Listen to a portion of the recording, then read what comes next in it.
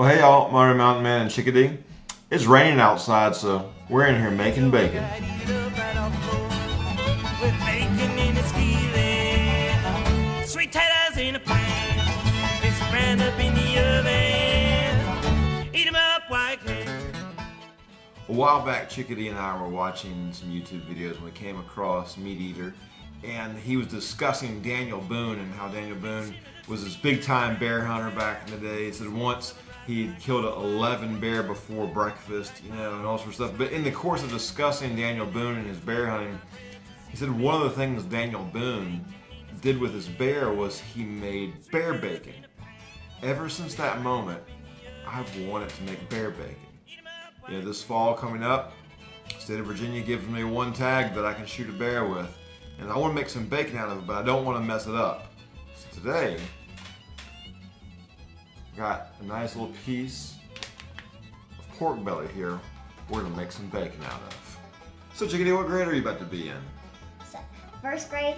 She's about to be in first grade. A couple nights ago, we were at an open house for her school, and while I was there, I met one of the other dads who I found out was a homesteader. And I was like, well, I need some pork for this making bacon video I had planned. And so Reliant Farms, you can check them out, reliantfarms.com, or you can check out their Facebook, Instagram. They have some really cool stuff. He said, all right, just we'll make that transaction happen. And sure enough, I've got the pork belly in hand, and today we're gonna make some bacon. Salt curing bacon is really simple. All it really takes is salt. You could do salt and pepper, or you could do salt and sugar. Just to mix it up and vary it from the natural salt flavor. But like I said, I'm trying to do the whole Daniel Boone bear bacon thing later, and Daniel Boone didn't have just sugar and pepper and everything else ran to him. He was out in the frontier. All my man had was salt.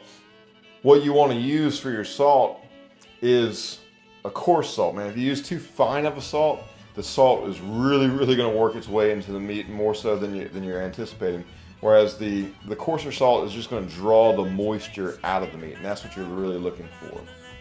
Now, when you've got good pork that came from good pigs, raised on good pasture by good people, 90% of the work for making good bacon has already been done for you.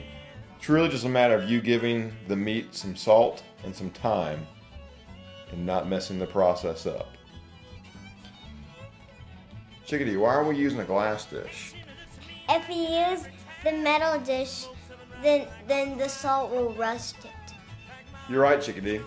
So what do we need to do with this salt first? Make a nice flat layer of salt. All right, let's do that. So just lay a nice layer of this coarse salt. Then we'll just cut this package open.